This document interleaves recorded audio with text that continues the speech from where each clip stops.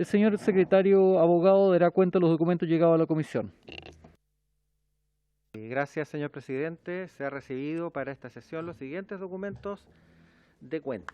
Primero, oficios de su excelencia el presidente de la República, mediante los cuales se presenta la urgencia calificada de discusión inmediata para el despacho de los siguientes proyectos: el que modifica los delitos de amenaza y coacción del Código Penal e introduce un nuevo delito de hostigamiento; el que modifica el Código Penal y el Código Procesal Penal para tipificar el delito de sustracción de madera y otros relacionados y habilitar el uso de técnicas especiales de investigación para su persecución; el que introduce un nuevo párrafo al título 7 del libro 2 del Código Penal relativo al proselitismo, explotación sexual, comercial y pornografía de niños, niñas y adolescentes; como también el proyecto de ley que reforma el sistema de justicia para enfrentar la situación luego del estado de excepción constitucional de catástrofe por calamidad pública. Urgencia simple se ha presentado para el proyecto que crea el Servicio Nacional de Acceso a la Justicia y la Defensoría de Víctimas de Delito. Se han recibido las mociones que modifica el Código Penal para tipificar el delito de robo con secuestro, que modifica la Carta Fundamental para rebajar la edad máxima de sobrevivencia en la tabla de mortalidad utilizada para el cálculo de las pensiones y crear un seguro de longevidad. Se ha recibido también comunicación, en virtud del cual se informa que en conformidad al artículo 166 del reglamento de la corporación se comunica el pareo de la diputada señora Pamela Giles Moreno con el diputado señor Jorge Alessandri Vergara para la sesión de hoy, de martes 17 de agosto. También se comunica reemplazo para esta sesión. El diputado señor Gonzalo Fuenzalía será reemplazado en la sesión por el diputado señor Miguel Mellado. Se ha confirmado la asistencia para el día de hoy del señor Ministro de Justicia y Derechos Humanos, del señor Subsecretario de Justicia, del señor Jefe de la División Judicial, de la señora Jefa de la División Jurídica, señora Mónica Naranjo. Abogados del Departamento de Asesoría y Estudio también, la señora Daniela González y el señor Ignacio Gaete. La Dirección de Asuntos Legislativos de la Asociación Gremial de Fiscales. Se encuentra presente su presidente, el fiscal señor Francisco Bravo López y el señor fiscal Marcelo Leiva, recordando que habían solicitado de la Asociación de Fiscales ser escuchado, digamos, un representante de esta Dirección de Asuntos Legislativos de la Asociación Gremial. También está presente la señora María Soledad Piñeiro, magistrada, Asociación Nacional de Magistradas y Magistrados de Chile, por Defensoría Penal Pública, los abogados del Departamento de Estudio y Proyectos de la Defensoría, señor Rubén Romero, señor Carlos Verdejo, del Ministerio Público, el señor Eugenio Campos, fiscal regional de Magallanes, el señor Renan Libedinsky, abogado asesor de la Unidad de Asesoría Jurídica, el señor Andrés Salazar, abogado asesor de la Unidad especializada en lavado de dinero, delitos económicos, medioambientales y crimen organizado, como también la señora Marta Herrera Seguel, directora de la Unidad especializada Anticorrupción y de Asesoría Jurídica. Por el Colegio de Abogados, el consejero señor Matías Insunza, por la Asociación de Juzgados de Policía Local, la señora Carolina Quesada y el señor Mirko Bonachis Doric, miembro de la Comisión Legislativa, como también los académicos, señora María Elena Santi Ibáñez, señor Cuestión Macuto Uruana. Finalmente, señor presidente, también tenemos algunos otros documentos. Tenemos solicitudes de audiencias para el proyecto de matrimonio igualitario. El diputado señor Leonardo Soto solicita recibir a la Fundación Vanguardista Divergente, que promueve y defiende derechos humanos de las personas de la diversidad sexual, con el objeto de exponer su punto de vista en el proyecto sobre matrimonio igualitario que se abordará este jueves 19 de agosto. La señora Marcela Aranda, consejera de COSOC, Ministerio de Justicia y Derechos Humanos, directora del Observatorio Legislativo Cristiano, vocera y directora de la Red Latinoamericana de la Sociedad Civil, Mujer, Equidad de Género, Vida y Familia. También, para los efectos de la ley de pesca, se han recibido también algunas solicitudes de los representantes de la Alianza Pesca Maule y del señor José Astudillo, presidente de la Asociación de la Mesa de Pesca de Atacama. Señor presidente, si le parece a la comisión, se podría recibir a las solicitudes de audiencias que se han reseñado.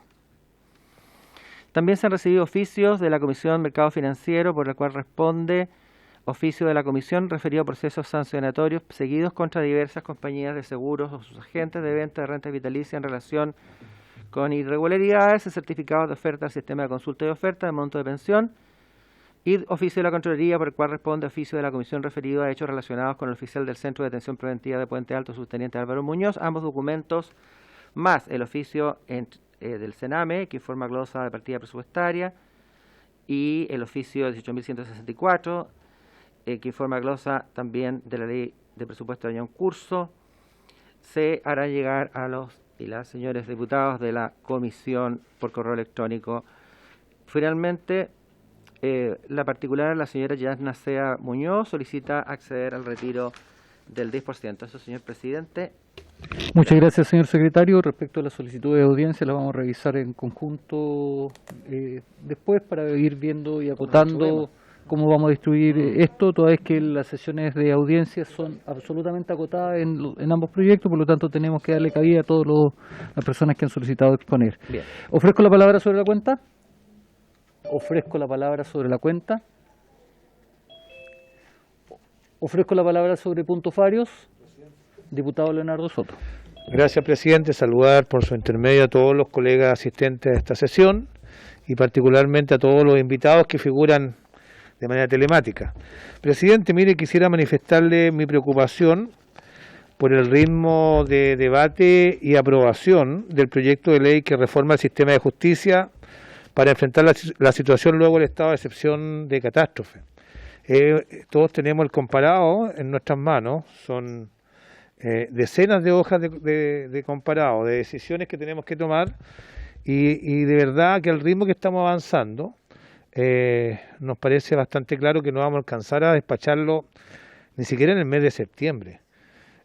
Y eso claramente puede perjudicar a todo el sistema de justicia que va a enfrentar esta situación probablemente en la última semana del mes de septiembre. En consecuencia, creo que hay que tomar algunas decisiones administrativas, presidente, para quizás tener algunas sesiones de larga duración para despachar este proyecto. Me atrevo a proponerle quizás los días lunes, podríamos partir un poco más temprano y terminar más tarde, y trasladar el proyecto que tenemos agendado los días lunes, que también es muy importante, que tiene que ver con la nulidad de la ley de pesca, pero que es más acotado, es mucho más reducido, trasladarlo los días martes. Ahí evidentemente habría que revisar cuál es la opinión de los integrantes de la Comisión de Pesca, porque esto es una comisión unida. Pero, presidente, más bien plantearle la inquietud de que vamos a tener que acelerar y agilizar la tramitación de este proyecto si es que realmente queremos que sirva para el objetivo que se plantee, porque si llegamos tarde, el mal ya va a estar hecho ya y probablemente los objetivos no se van a poder conseguir. Eso, presidente. Muchas gracias, diputado Leonardo Soto. Respecto al tema de la preocupación sobre la urgencia de este proyecto de ley, la comparto absolutamente, ya lo habíamos conversado antes de entrar a la sesión, y la idea es poder generar algún tipo de sesiones especiales también y adicionales para poder sacar este proyecto que creo que es de tremenda preocupación, no solamente para cada uno de los invitados que está presente, sino que para el desarrollo de la justicia en nuestro país, cuestión que puede afectar a muchas personas en todo el país que tienen pendiente las tramitaciones en los diferentes tribunales. Vamos a ver el tema administrativo con el señor secretario en orden a poder ver si es que podemos trasladar efectivamente la nulidad de la ley Longueira del día lunes al día martes y establecer una sesión más larga los días lunes para poder avanzar con este proyecto. Ofrezco la palabra en puntos varios, diputado René Zafirio. ¿No sería prudente o sería más eficiente fijar 2 sesiones los días lunes, la de las 9 de la mañana y eventualmente una a las 15 horas? Lo dejo planteado. Sí, diputado, vamos a tener que ver de qué manera podemos proceder. Recuerdo que en los días lunes también existen otras comisiones y hay varios diputados que participan en comisiones en la tarde. Entonces va a ser un tema que necesariamente vamos a tener que revisar con el señor secretario viendo la agenda legislativa y obviamente acordándolo con cada uno de ustedes. Lo vamos a revisar porque creo que efectivamente es un tema de preocupación para todos. Ofrezco la palabra sobre puntos varios. Por terminada la cuenta. La presente sesión tiene como propósito continuar la discusión y votación en particular del proyecto de ley refundido en segundo trámite constitucional que reforma el sistema de justicia para enfrentar la situación luego del estado de excepción constitucional de catástrofe por calamidad pública, boletines números 13.752 y 13.651, con urgencia a partir de día de discusión inmediata. Se ha invitado al efecto al señor Ministro de Justicia y Derechos Humanos y a cada uno de los invitados que hoy día se encuentran presentes, a quienes saludo cordialmente y le agradezco que se encuentre presente para poder ayudar en el correcto desarrollo legislativo respecto a este importante proyecto de ley. Señor secretario, habíamos quedado en qué artículo, por favor. Presidente, en la pasada sesión votamos hasta la página 6 de comparado. Quedó pendiente en la página 17 del comparado, a ver si lo vemos por acá, 17 del comparado, quedó pendiente la votación del artículo, del número 4 o numeral 4 del artículo primero. Este es 17. Veamos. No. Numeral 4 del artículo primero viene a estar en la página 7, no 17, 7 del comparado. Bien, aquí, respecto a este tema, ¿cierto? Es una propuesta del texto aprobado por el Senado. Propuesta aprobada por el Senado. Para los efectos de modificar el inciso primero del artículo 247, que se refiere al plazo para declarar el cierre de la investigación. El texto vigente dice: transcurrió el plazo de 2 años desde la fecha en que la investigación hubiera sido formalizada, el fiscal deberá proceder a cerrarla. La propuesta del texto, aprobado en primer trámite constitucional en el Senado, dice: intercálase en el inciso primero del artículo 247, a continuación de la expresión formalizada, la siguiente frase: o una persona hubiera declarado en calidad de imputado, de tal manera que la propuesta es que el plazo de 2 años para el cierre de la investigación corre desde que hubiese sido formalizada, que es el texto vigente, y además se le agrega desde que una persona hubiera declarado en calidad de imputado. Esto, señor presidente, produjo, ¿cierto?, una serie de observaciones, fundamentalmente por parte de la profesora señora Santibáñez, el profesor señor Maturana también, quienes presentaron una propuesta en relación con este punto, que está, para lo cual se ha preparado un comparado un poquito más chico, el más del que viene al lado de este, el más chiquitito, más delgadito, el complementario, sí, ese. Y a la propuesta de los profesores, nosotros le hemos dado el formato típico de las indicaciones, y lo hemos ordenado con la técnica legislativa propias de las indicaciones, y sin duda que los profesores lo van a introducir, lo van a explicar, pero si quiere puedo señalar que consiste básicamente en 3 puntos. Uno, que introduce un nuevo numeral 1 al artículo primero del proyecto de ley, que a su vez modifica el artículo 186 del Código Procesal Penal, sustituye el inciso primero, de tal manera que el texto actual señala que el control judicial anterior a la formalización de la investigación, cualquier persona que se considere afectada por una investigación que no se hubiera formalizado judicialmente podrá pedir al juez de garantía que le ordene al fiscal informar acerca de los hechos que fueran objeto de ella. También podrá el juez fijarle, un plazo para que formalice la investigación. Acá, la propuesta de sustitutiva en algunas partes lo mismo, en el sentido de que cualquier persona que se considere afectada por una investigación que no se hubiera formalizado judicialmente podrá pedir al juez de garantía que le ordene al fiscal informar acerca de los hechos que fueron objeto de ella. También podrá el juez fijarle un plazo, y aquí viene la diferencia, porque el texto vigente dice también podrá el juez fijarle un plazo para que formalice la investigación. Aquí dice fijarle un plazo prudencial, considerando las características del delito investigado, para que formalice la investigación. Luego, a este mismo artículo 186, sobre el control judicial anterior a la formalización de la investigación, se le agregan los siguientes incisos segundo y tercero, que consiste en lo siguiente: si el fiscal no formalizara la investigación en el plazo dispuesto por el tribunal, se podrá decretar el sobreseimiento definitivo en una audiencia a realizarse a requerimiento del imputado afectado por la investigación. Si el fiscal formalizare la investigación antes de decretarse el sobreseimiento, conforme al procedimiento del tribunal, a contar de esa fecha, comenzará a correr el plazo previsto en el artículo 247. El querellante podrá requerir al tribunal que ordene al fiscal, respecto de una investigación no formalizada que se hubiere extendido justificadamente por más de 2 años, se procede a realizar las diligencias específicas necesarias y pertinentes que indique dentro del plazo que se le determine. transcurrido dicho plazo o realizadas las diligencias decretadas, podrá el tribunal declarar cerrada la investigación y en tal caso el fiscal deberá proceder oportunamente conforme a lo previsto en el artículo 248. Luego, la propuesta de esta que se transformó en indicación, suscrita por los diputados señores Leonardo Soto, señora Pamela Giles y otros diputados que se han ido agregando posteriormente, también elimina en el artículo 247 la propuesta del proyecto. La propuesta del proyecto en respecto al artículo 247 es la siguiente. El texto vigente dice en su inciso primero plazo para declarar el cierre de la investigación. Transcurrió el plazo de 2 años desde la fecha en que la investigación hubiera sido formalizada, el fiscal deberá proceder a cerrarla. Y acá la propuesta del proyecto de ley agrega, además de formalizada, o una persona hubiera declarado en calidad de imputado, por lo tanto, el plazo de 2 años también se puede computar desde que una persona hubiera declarado en calidad de imputado. La propuesta es, por lo tanto, suprimida por la indicación.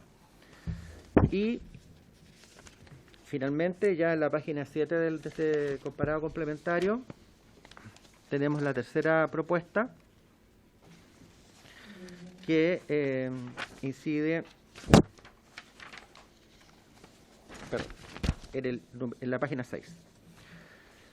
Al artículo primero del proyecto, numeral 5, modifica la propuesta de indicación del artículo 258 sobre esforzamiento de educación en el siguiente sentido. En la parte que el proyecto señala en el numeral 5 consiste en, para dar lugar a la solicitud del creyente a que se refiere el presente artículo, será necesario que la investigación se encuentre previamente formalizada. Estamos hablando entonces acá, en este artículo, del forzamiento de la acusación. La indicación lo que hace es eliminar esta propuesta, pero incorpora otra en el mismo artículo que consiste en 2 incisos finales. En casos calificados y cuando el mérito de los antecedentes lo justificare, el querellante podrá solicitar al juez de garantía que lo autorice a sostener por sí solo la acción penal y presentar acusación, aun cuando el fiscal no hubiese formalizado la investigación. Contando con esta autorización, la acusación del querellante solo podrá referirse a hechos y personas incluidas en la querella previamente admitida de tramitación. Para los efectos de lo previsto en el artículo 259, letra F, el querellante solamente podrá ofrecer como medios de prueba para el juicio oral aquellos antecedentes que se hubieran recopilado durante la investigación. Y en esto consiste entonces la propuesta traducida en una indicación, suscrita por señores y señores diputados, en el sentido de presentar una propuesta frente a las observaciones que se hicieron en el número 4. Eso, señor presidente. Muchas gracias, señor secretario. Antes de darle la palabra a los profesores y para complementar, el diputado Walker me ha solicitado hacer una consulta directa. Diputado. Muchas gracias, presidente. Una pregunta muy concreta para aprovechar que usted le da la palabra a los profesores invitados. A mí la duda que me genera, y puedo ser persuadido de estar equivocado como muchas veces, de las propuestas de el profesor Maturana y de la profesora Santibáñez respecto de el primer inciso, ¿no? Que sustituye el inciso primero por el siguiente, cuando dice que cualquier persona que se considerara afectada por una investigación que no se hubiera formalizado judicialmente podrá pedir al juez de garantía que le ordene al fiscal informar acerca de los hechos que fueran objeto de ella. También podrá el fiscal fijarle un plazo prudencial considerando las características del delito investigado para que formalice la investigación, versus la propuesta que viene al Senado, que pareciera ser más clara y más imperativa, porque reemplaza intercala en el inciso primero del artículo 247, a continuación de la expresión formalizada, la frase "o una persona hubiere declarado en calidad de imputado". De esta forma, el texto que viene del Senado lo que propone, que a mí me parece muy razonable, es que transcurrido el plazo de 2 años desde la fecha en que la investigación hubiera sido formalizada o una persona hubiera declarado en calidad de imputado, el fiscal deberá proceder a cerrarla. Es mucho más imperativa y es mucho más garantista del punto de vista del imputado, tanto que ha sido formalizado o ha declarado en calidad de imputado, estableciendo un plazo muy prudencial al Ministerio Público. Entonces, la propuesta de los profesores, la profesora Santibáñez y el profesor Maturana, está en una situación intermedia, ¿no? Y reemplaza el deberá por podrá. Y en ese sentido, la pregunta, una pregunta la estaba formulando acá a don Enrique Aldunate, gran asesor penalista de la bancada del Partido Socialista, es si no consideran los profesores que la propuesta de ellos hace depender mucho la capacidad de defensa del imputado en contar con un buen abogado que solicite, ¿no es cierto?, el pedir al juez de garantía que le ordene al fiscal informar acerca de los hechos que fueran objeto de ella. Cuando dice cualquier persona que se considere afectado por una investigación que no se hubiera formalizado podrá pedir al juez de garantía, me parece que la propuesta del Senado es mucho más imperativa y no hace depender la extinción de este plazo de la capacidad de defensa, en este caso del imputado, de contar con un buen abogado. Estoy pensando en la gente que no tiene, el imputado que no tiene la capacidad económica de procurarse un buen abogado que pueda pedir esta diligencia. Esa es mi pregunta, presidente. Muchas gracias, diputado Walker. Le voy a entregar la palabra primero a la profesora María Elena Santibáñez, quien en conjunto con el profesor Maturana estuvieron ayudando y aportando. Este fue un tema que discutimos latamente la última semana donde estuvimos discutiendo este tema. Así que, profesora, le entrego a usted la palabra. Muchas gracias, señor presidente. Efectivamente, en esa última sesión se discutió bastante esto de esta incorporación que se había propuesto de que fuese el plazo desde que declara el imputado, y las razones que se esgrimieron, que también fueron señaladas por el propio Ministerio Público y que fueron compartidas, digamos, por la suscrita, y también me parece que por el profesor Maturana, efectivamente, y por varios diputados, tiene que ver con la existencia de investigaciones complejas en que en muchas ocasiones los plazos son bastante más largos, digamos, y que llevaría y además llevaría a prácticas como pudiese ser que no se le tomara nunca declaración al imputado, justamente para evitar que comenzara a correr este plazo, o que se le tomara en calidad de testigo, ¿cierto? De tal manera que tampoco asegura, pero además introduce un elemento más bien de incertidumbre, y por otro lado, ¿cierto?, no se hace cargo de estas investigaciones de largo aliento, en que pudiesen durar, digamos, en la práctica más de 2 años. Y además me hago cargo de un tema que en particular me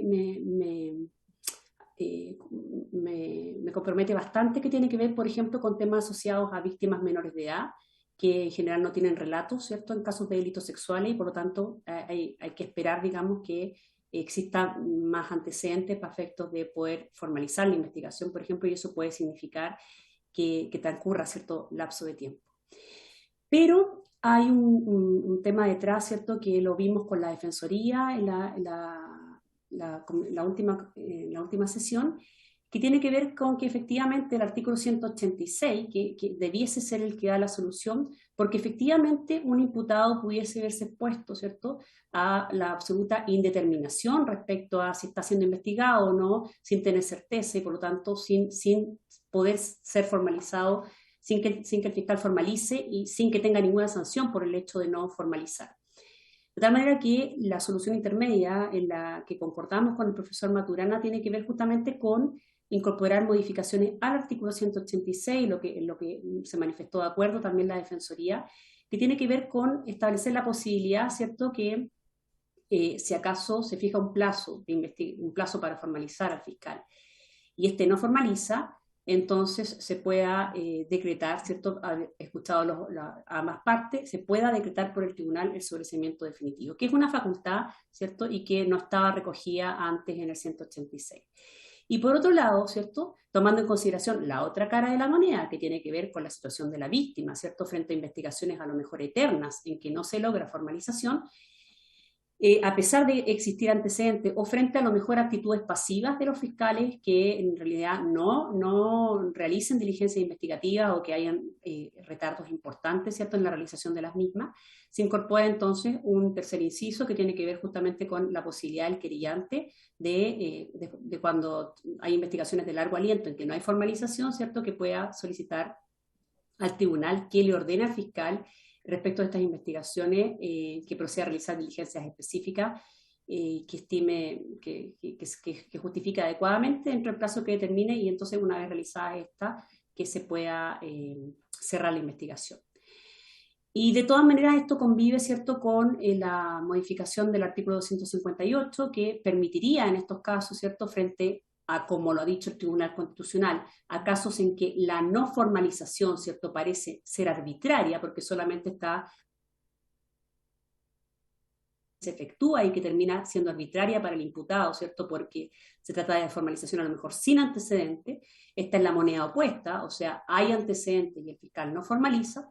Entonces, permitir al querellante en casos excepcionales, ¿cierto?, y mediante un examen de mérito que efectúe el tribunal, ¿cierto?, forzar la acusación pese a no existir formalización. Y esto, bueno, y se regula ahí la forma en que debiese hacerse, ¿cierto?, que esto es en el sentido de que el principio de congruencia en este caso se haga valer entre la formalización, entre la querella y la acusación del querellante, la acusación particular, y asimismo que los medios de prueba que se presenten al juicio oral sean solamente aquellos antecedentes que se han recopilado durante la investigación. Y de esa manera entonces se recoge lo que ha estado resolviendo hasta ahora el Tribunal Constitucional, ya en 20 roles distintos, en que ha autorizado justamente al querellante en casos excepcionales, en que el examen de mérito lo ha efectuado el Tribunal Constitucional, en que hay antecedentes para ir a juicio, ¿cierto?, y el fiscal no ha formalizado, y en que curiosamente en muchas de estas ocasiones justamente han terminado con sentencias condenatorias, lo que solo indica de que habían antecedentes para ir a juicio y el fiscal se negaba a formalizar. De esta manera, entonces, esta propuesta busca una solución consensuada, ¿cierto?, que permita garantizar derechos tanto del imputado como de la víctima en relación a estas facultades que se conceden en forma omnímoda hoy día solo al fiscal y que ponen en esta situación de indefensión en muchos casos al imputado, o en otros casos de denegación de justicia respecto de la víctima. Solo señalar, señor presidente, que conforme a lo que también escuché de la propuesta que efectuaba la diputada Giles, y me parece que otro diputado, no me pareció ver ninguna diferencia con la propuesta que hacíamos con el profesor Maturana. Entonces, no leí muy bien, tal vez, pero me pareció que era exactamente igual. Así que respecto a esa no me voy a pronunciar porque me pareció que era exactamente la misma. Sí, profesora, es que resulta que, y aquí solamente una explicación, lo que sucede es que la propuesta de indicación de ustedes debe ser patrocinada por parlamentarios. Entonces corresponde a la propuesta de ustedes, la que se leyó, que era la propuesta de la diputada Giles, del diputado Soto. Yo también estoy suscribiendo esa indicación, así que, y el que quiera suscribirla también. Así que por eso la leyó muy parecida a la propuesta de ustedes. Necesariamente, para que sea indicación, debe venir patrocinada por algún parlamentario. Ya. No sé si el profesor Maturana querrá agregar algo a lo ya planteado. Profesor. ¿Se activara su audio, profesor? Dos ideas muy breves, presidente. Muy buenas tardes a todos los miembros de la comisión. La primera es que estas modificaciones que nosotros estamos proponiendo con la profesora Santibáñez recoge el debate que se planteó en la sesión pasada y las opiniones vertidas por distintos diputados de la comisión, como el Ministerio Público y la Defensoría Penal Pública, en hacer consistente el término del plazo de la investigación con las medidas que no contemplaba el artículo 186. Por eso que, habiendo modificado el artículo 186, el carácter garantista o no de formular la declaración agregada para los efectos del cómputo ya no tiene sentido con carácter garantista, porque el artículo 186 es el que cautela, ¿no es cierto?, la garantía frente a las investigaciones que se dilatan, como muy bien dijo la profesora Santibáñez, tanto respecto del imputado como respecto de la víctima.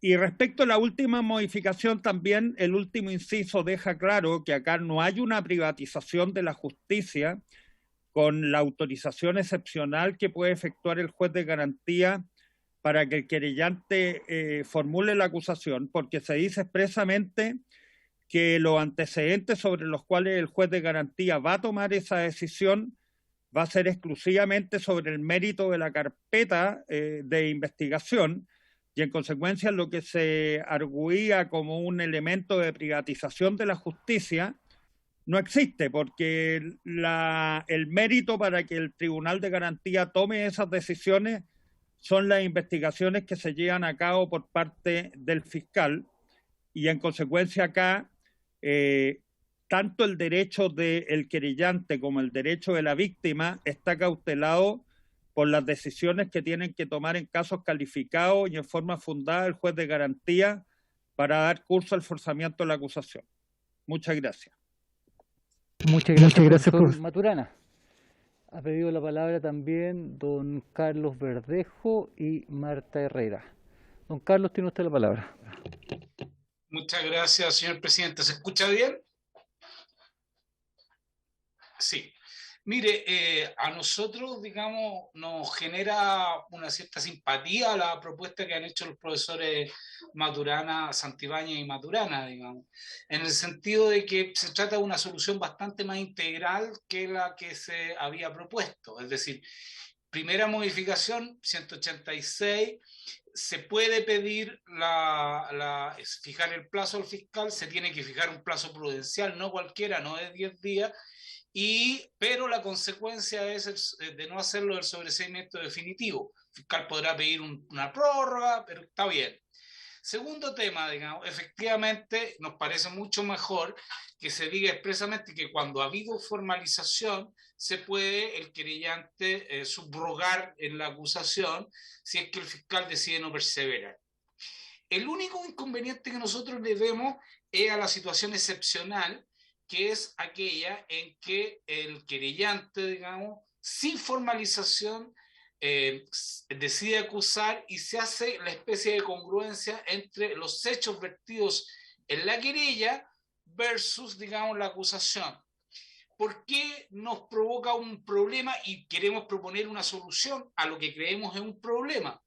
El problema se nos produce por dos razones. La primera es que la verdad es que los hechos que se relatan en muchísimas querellas en nuestro país no tienen una consistencia, no tienen brevedad, no tienen sustento en sí mismo. Entonces yo he leído querellas de 4 hojas por ambos lados, donde empiezan a contar desde el día en que nacieron hasta el día de hoy, digamos, y la verdad uno dice, bueno, ¿y qué es esto? Entonces, la congruencia entre la acusación y la querella no garantiza, digamos, que podamos tener una, ¿cómo se podría decir? Como cuando se fijan los puntos de prueba, una cuestión controvertida delimitada. Primera cosa. Y la segunda es que puede ocurrir que si se acusa sin formalización previa, entonces el imputado se quedó sin la posibilidad de desarrollar diligencias. Me explico, si a mí me formalizan diciéndome A, B o C, yo le puedo pedir al Ministerio Público diligencias para desvirtuar A, B o C. Si a mí me dicen que yo cometí el delito A y lo cometí el 17 de agosto del 2021, alrededor de las 15:30 horas, en el supermercado Líder que está, no sé, digamos, en la Florida, bueno, yo podré pedir que se oficie de parte del Ministerio Público a esta honorable Cámara de Diputados y que le adjusten este video para que demuestren que yo ese día y a esa hora estaba en mi oficina interviniendo en esta comisión. Pero si nos vamos derechamente de la no formalización a la acusación, el imputado se queda sin esa posibilidad. No se pueden pedir diligencias. No se puede declarar el favor, no se pueden gestionar cuestiones. Y ahí, digamos, es donde tenemos el pero con la propuesta que hacen los profesores Santibáñez y Maturana. ¿Cuál es nuestra propuesta alternativa? Está bien, con los mismos requisitos que el querellante declare que se quiere subrogar en la acusación, pero que en vez de fijarse en un plazo para acusar, el querellante tenga la obligación de formular cargos al estilo de la formalización y que el juez pueda fijar un plazo, a petición de la defensa, pueda fijar un plazo de investigación para que el Ministerio Público o eventualmente el tribunal, un plazo prudencial también, pueda la defensa requerir diligencias. Entonces, por ejemplo, mire, ¿sabe qué? No hay formalización, pero yo, querellante, estoy decidido a acusar particularmente. Por favor, señor juez, usted vea si existe mérito en la carpeta de investigación. Sí, ¿sabe qué, querellante? Existe mérito. Entonces, yo, querellante, voy a decir que los hechos por los cuales pretendo acusar son los siguientes y le atribuyo al imputado participación y grado de desarrollo. Señor defensor, ¿usted quiere un plazo para ver la posibilidad de tomar de diligencia? Sí, fijemos un plazo de 60 días porque tengo que estudiar la carpeta y ver si puedo pedir diligencia. Que ese plazo se pueda prorrogar por una vez. Y una vez vencido el plazo, ahí corre la acusación particular sin formalización previa, pero con esta garantía que nos delimita la cuestión controvertida y le permite al imputado tener la opción de generar diligencias de defensa que pueda desarrollar obligatoriamente el Ministerio Público en ese lapso.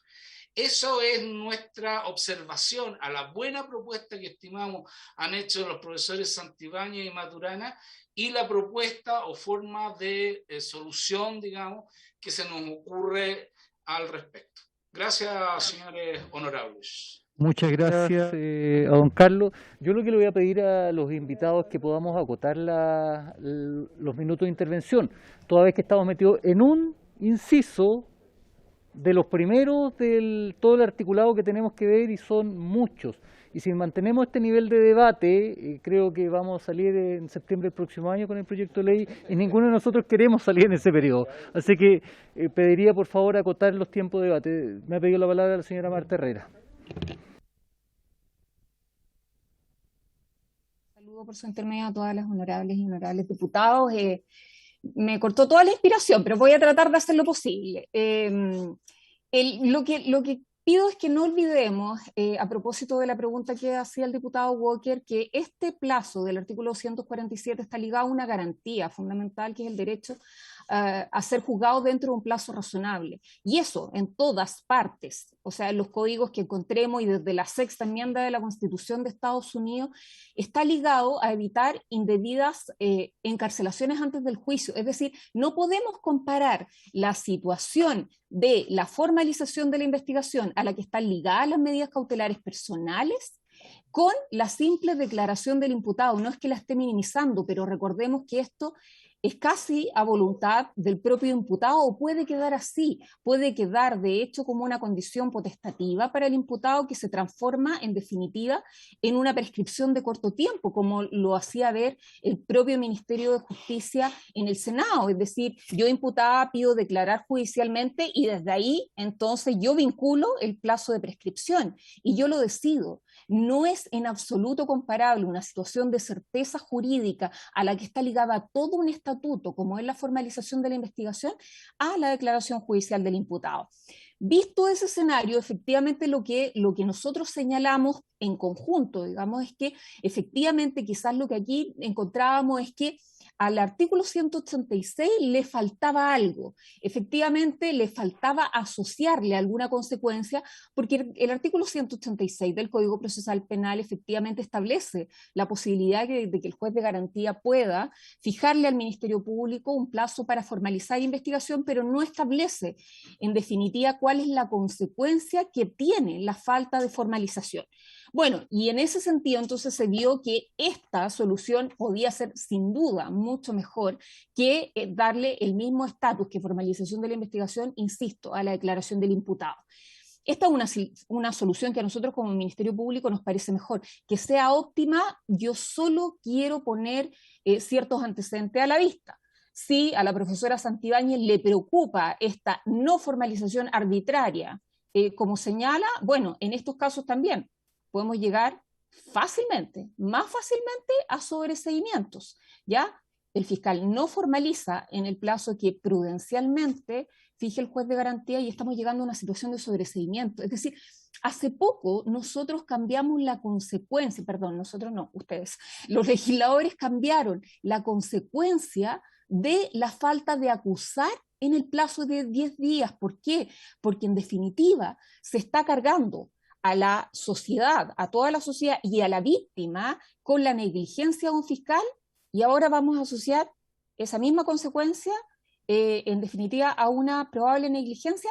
No sé, simplemente eso lo pongo sobre la mesa, pero ciertamente pareciéndonos una solución mucho mejor que la que se contemplaba respecto del artículo 247. Y finalmente, con esto termino, señor presidente. No consideramos que esto esté vinculado en absoluto a la propuesta que se hace respecto del forzamiento de la acusación. Es algo que no entendemos mucho. Nosotros lo habíamos discutido en una comisión en que participamos todos los actores con los intervinientes, quiero decir, con el Ministerio de Justicia teníamos una posición consensuada. De hecho, la Defensoría Penal Pública también era parte de esa misma solución, que en definitiva es la que corresponde al texto de la indicación. Sí consideramos que es una privatización. No concuerdo con el profesor Maturana de que esto no sea una privatización. Él dice, el juez de garantía está para aprobarla.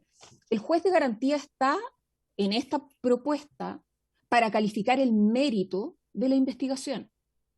O sea, nuestro sistema, con roles absolutamente diferenciados, es de lo que se trata, un sistema acusatorio.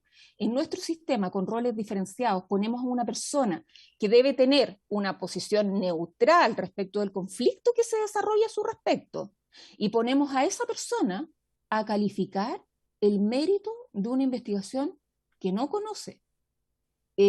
Claramente no nos parece que sea una buena solución. No entendemos, digamos, mucho cómo surge esto, pero básicamente esa en resumen es la posición del Ministerio Público, sin perjuicio. Por favor, señor presidente, disculpe que el fiscal regional de Magallanes había pedido la palabra. Muchas gracias. Muchas gracias, doña Marta. Le vamos a dar la palabra a la ministra, señora María Soledad Piñero. Gracias, presidente. Muy buenas tardes a esta comisión, a los señores y señoras diputadas y diputados, a los demás miembros que están en esta sesión. Muy brevemente, solamente la respuesta que solicitaba el señor diputado Walker en relación a la representación de los imputados. El artículo 8 del Código Procesal Penal dispone que desde la primera diligencia dirigida en contra de una persona, esta tiene derecho a ser representada por un abogado, y si no tuviera, para poder pagar esa representación, es el Estado el que está obligado a entregarle esa representación. Así que ahí hay una solución, digamos, a esa inquietud.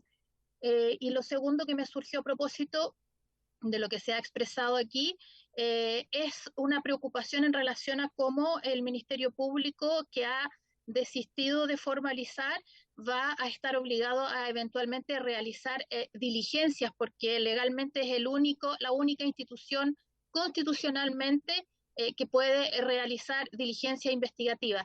Me parece que ahí se produce una dificultad, un punto que en realidad hay que tratar de solucionar de otra forma, digamos. No, se ve un poco extraño que una institución que por su convicción y la investigación que lleva a cabo hasta ese minuto decide no continuar, por eso no ha formalizado, o porque estima que todavía falta para esa formalización, se ve obligado a realizar diligencias que no son las propias que estiman pertinentes, porque entonces aquí un poco como acaba de decir doña Marta, se estarían extrapolando o volviendo un poco difusos los límites en relación a los roles, porque tendría que ser el juez el que le ordenara realizar diligencia. Eso nada más, señor presidente, muchas gracias. Muchas gracias, mira, le entrego la palabra entonces a don Matías Insunza. En representación del Colegio de Abogados y mi calidad también de profesor de Derecho Procesal de la Universidad de Chile, quisiera indicar que las indicaciones planteadas a nuestro juicio no van en la línea correcta. Voy a comenzar con la última, que es la que hice relación con el forzamiento de la acusación. El forzamiento de la acusación supone necesariamente que tiene que haber una estructura básica procesal, que es una formulación de cargos. Y esa formulación de cargos supone que es el Estado el que ha estimado que hay una persona que puede ser responsable de un cierto y determinados hechos que están circunscritos y determinados. A partir de esa circunstancia, que es la formalización de la investigación, surge la opción eventual de un forzamiento de una acusación en el evento en que el Ministerio Público opte por un camino distinto a la acusación.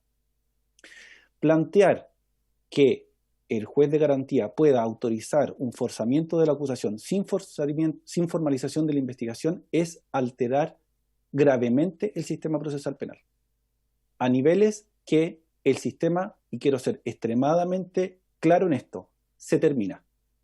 Una modificación de esta envergadura implica que el sistema procesal penal se acaba.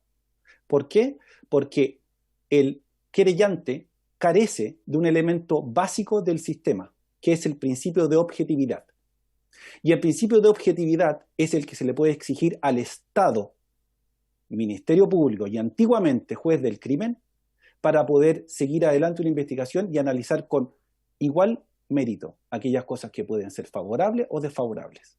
Entregarle una acusación a un privado o un ente que sea querellante, entendiendo los casos en que el querellante puede ser un organismo público, sí, a mi juicio, privatiza el sistema, porque el querellante carece, repito, con el principio de objetividad. En segundo lugar, los fallos a los que se hace referencia al Tribunal Constitucional son fallos recientes, con mayorías transitorias de la última integración del Tribunal Constitucional, puesto que en toda la historia jurisprudencial del Tribunal Constitucional íntegra, siempre la posición fue la contraria. ¿Por qué? Porque se estimó que el principio de objetividad exigía que para que un tribunal de juicio oral en lo penal pueda conocer de un determinado juicio oral, se requiere previamente para la acusación que haya una formulación de cargos efectuada por el Estado, no por un particular. En tercer lugar, esta modificación a través de esta indicación sí que incorpora un concepto que la profesora Santibáñez señaló en su intervención, que es una incertidumbre. Porque lo que va a generar es que nos va a producir las siguientes preguntas. ¿Quién va a investigar? ¿Qué va a pasar con la prueba ilícita? ¿Quién va a excluir esa prueba? ¿Cuáles van a ser los antecedentes que se van a poder ventilar? ¿Me van a exigir a mí que la congruencia esté con una querella criminal que está en los albores de una investigación? La verdad es que eso no tiene respuesta. Es imposible, porque la estructura incluso constitucional establecida en nuestra Constitución vigente hasta ahora establece que el Ministerio Público, en su caso, formulará la acusación y ejercer la acción penal en su caso. Lo que significa entonces es que no siempre se va a llevar a toda persona a un juicio, sino que en los casos en que se estime pertinente. Por lo tanto, estimamos como Colegio de Abogados que esta es una indicación que no debiera prosperar, puesto que de lo contrario se va a horadar grave y de gravedad de muerte el sistema procesal penal, porque sin lugar a duda van a entregarse facultades a un ente que es el querellante, que carece, repito, del principio de objetividad. Gracias, señor presidente. Muchas gracias. Yo voy a insistir con el uso de los tiempos a los invitados. Estamos discutiendo un inciso y ya llevamos una hora. Si es que vamos a continuar con este ritmo, lamentablemente no vamos a obtener la tramitación, ¿ya? Así que por favor yo pido que acotemos los tiempos. Me ha pedido la palabra y haciendo uso del derecho preferente el señor ministro. Señor ministro, tiene usted la palabra. Gracias, presidente. Me alegro mucho de su inquietud por el tema de los tiempos y sobre todo la preocupación de esta materia al inicio de la sesión, porque efectivamente no olvidemos que terminado el estado de excepción se termina la ley 21.226 y por lo tanto entramos en una situación de bastante colapso y estamos hablando del 30 de septiembre. Solo recordar eso y pedirle al presidente que le ofrezca la palabra a su secretario que participó en este mismo debate que se hizo en las comisiones prelegislativas sobre la materia y estamos reproduciendo algo que nosotros pensamos se había superado. Si le parece, presidente. Señor subsecretario, tiene usted la palabra. Gracias, presidente, por su intermedio saludar a todas y a todos los miembros de la comisión y los invitados. Presidente, quizás ilustrar justamente a propósito de estos dos temas que se están discutiendo, cuál fue la propuesta del proyecto en estas materias y cómo derivó en indicaciones que al final han estado justamente provocando esta discusión. ¿Y por qué menciono esto? Porque el proyecto presentado por el Ejecutivo y que fue fruto de este trabajo prelegislativo no innovaba en ninguna de estas dos materias. De hecho, estas dos materias surgieron por indicaciones de senadores en las cuales nosotros sostuvimos, presidente, que reconociendo que abordan problemas actuales del sistema de justicia penal, no tienen que ver con los problemas que está intentando solucionar este proyecto en particular y que buscan afrontar la sobrecarga de trabajo que va a tener el sistema de justicia el día de mañana producto de la pandemia. Porque si uno ve la primera situación, presidente, que tiene que ver con el plazo de investigaciones desformalizadas, hay toda una situación que ha sido latamente expuesta por los invitados sobre garantías y afectaciones a derechos que pueda tener el imputado, pero que no se relacionan con una sobrecarga de trabajo del sistema. Luego, lo que hizo el Senado fue igual abordando esta situación, que insisto, no forma parte del problema que este proyecto pretende abordar, estableció este plazo que se contara desde que el imputado hubiese prestado declaración. Y ahora hay una propuesta de los profesores, María Elena Santibáñez y Cristian Maturana, que puede ser discutible, observable, pero que aborda de otra manera zanjar este problema. Y de lo que claramente parece haber consenso es que no hay un consenso sobre esta propuesta. Porque hay un problema estructural del sistema, que insisto, esto existe, pero parece que no tiene que ver con los objetivos del proyecto, no apunta a la sobrecarga del sistema. Y con el segundo punto sobre el forzamiento de la acusación pareciese ser la misma situación. Es un tema que se observó efectivamente en la mesa prelegislativa, no hubo acuerdo en la mesa, el proyecto no ingresó con ninguna modificación en este sentido, y por una indicación de los senadores se estableció como requisito expreso en el artículo 258 y que la investigación estuviese previamente formalizada. Luego, en este trámite, justamente y particularmente la profesora María Santibáñez ha expresado los problemas que representaría para las víctimas a la luz de recientes fallos.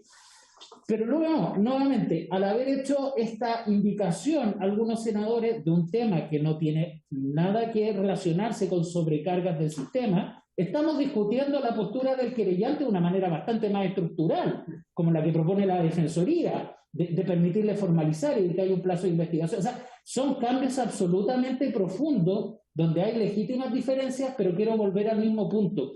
No se relacionan, presidente, con los problemas que pretende abordar este proyecto.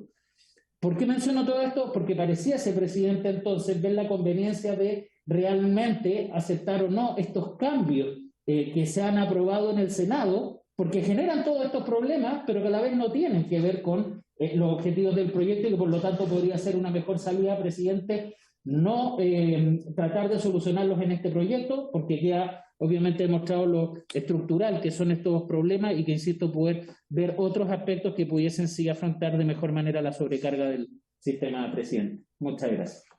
Muchas gracias por su intervención, señor subsecretario. Es la comisión y en particular el presidente quien va a determinar si es que la indicación eso no es pertinente, admisible o inadmisible, y en el caso la hemos declarado absolutamente admisible. Así que continuamos con la discusión. Yo le pediría a los demás invitados que por favor acotáramos los tiempos para poder avanzar más rápidamente y poder votar este inciso para poder continuar con la discusión. Don Eugenio Campos.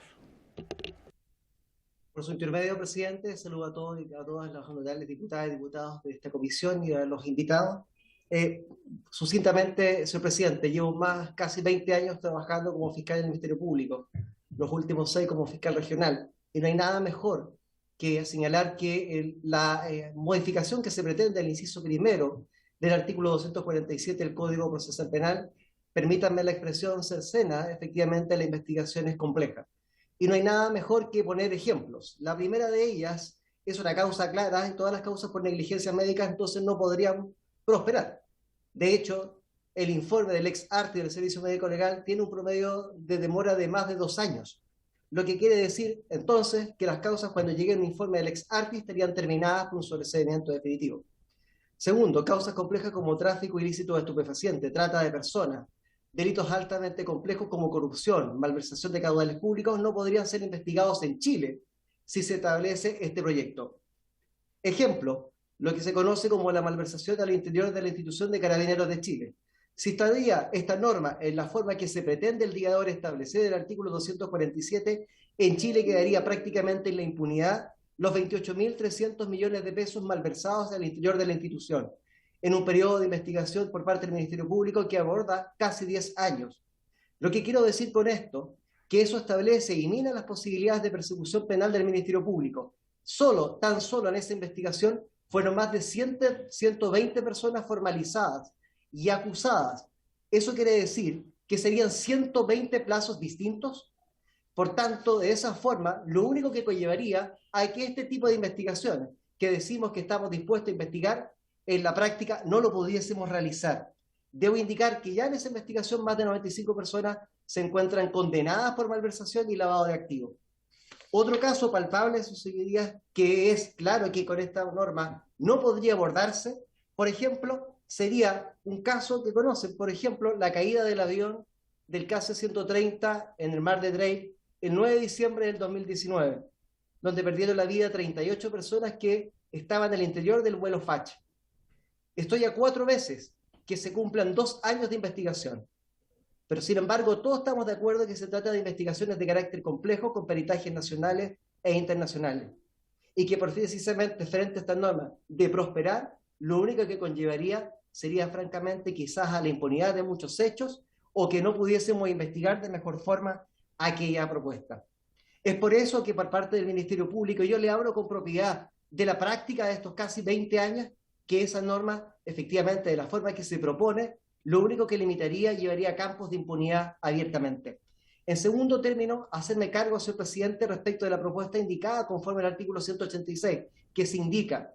Yo tan solo tengo claridad respecto al tema, que económicamente hablando sería más fácil argumentativamente pedir con la norma del 186 lo que se propone, porque resulta ser que el estándar del sobreseimiento definitivo es bastante elevado en los términos del artículo 250 del Código Procesal Penal, hechos que no revisten caracteres de delito o que aparezca claramente establecida la inocencia del investigado. Pero sin embargo acá le vamos a dar el mismo equivalente jurisdiccional por el solo transcurso del tiempo de 2 años. Creo que tampoco en este caso mina el espíritu del legislador. Y por último, en aquel indicado del artículo 258 a todas las propuestas que se han indicado de comentarios del forzamiento de la acusación, de vulnerar el principio de objetividad, ¿qué pasa, sus señorías, con aquellas querellas que son innominadas, donde las personas a lo mejor no tienen idea de que están siendo investigadas? Por una querella innominada se pueden ver frente a una acusación particular que no tenían conocimiento. Su señoría y señor presidente, muchas gracias. Muchas gracias, don Eugenio. La profesora María Elena Santibáñez, para ir ya terminando el debate. Sí, señor presidente, me parece que Francisco Bravo tenía la mano levantada antes que yo. El sistema da la palabra a la señora María Elena y el presidente la va dirigiendo, así que tiene usted la palabra. Señor presidente, a ver, solo señalar lo siguiente. Mi intervención, efectivamente, tal como señaló el subsecretario, participé además en la mesa, del Ministerio de Justicia, en que efectivamente, tal como señaló el subsecretario, no hubo acuerdo en relación con esa indicación que se propuso en el Senado, que es lo que motivó además mi primera intervención, que tiene que ver justamente con una norma que se incorpora por parte de 3 senadores que trata de, por la vía de esta modificación, aprovechando este proyecto, digamos, cerrar la puerta a los querellantes en los casos en que no hubiese formalización, que es lo que ha estado resolviendo el Tribunal Constitucional, como bien señala el profesor Insunza, ¿cierto?, que en el último tiempo ha promovido 20 fallos en favor justamente de permitirlo al querellante cuando hay antecedentes en la carpeta investigativa que permiten sostener que este caso puede seguir adelante, pero que antes, en todos los fallos anteriores en que no se dio lugar, todos esos fallos también eran divididos, que es importante también señalarlo, de tal manera que el consenso del cual señala el profesor Insunza en realidad parece que tampoco existía antes de estos fallos. En relación con lo que señala el señor Verdejo, efectivamente hay un tema ahí que tiene que ver con la querella formulada en términos tan amplios. En todos estos casos en que se ha formulado acusación, lo que ha ocurrido es que se rectifica la querella en relación justamente a hacerla de una manera similar a lo que pudiese ser una formulación de cargo, y en ese sentido estoy de acuerdo que debiese, si llegase a aprobarse esta norma, debiese ser en ese sentido y pudiese otorgársele tiempo también a la defensa en relación con poder obtener hacerse su propia prueba, ¿cierto?, para ir a juicio oral. Y en relación, su señoría, por último, perdón, señor presidente, con disculpe la malformación profesional, con el tema de las diligencias investigativas decretadas por parte del juez. La verdad es que yo no veo ningún problema, considerando que hoy día existe la reapertura de la investigación, que justamente lleva a lo mismo, ¿cierto? A que respecto de diligencias investigativas que hayan sido solicitadas por el querellante, por ejemplo, y que no hayan sido realizadas por el fiscal, el tribunal justamente las puede ordenar a través de la reapertura de la investigación, y no ha habido ningún problema en relación con esos casos, y son muchos los casos en los que efectivamente se dan estas reaperturas. Y aquí llamo la atención respecto a lo siguiente.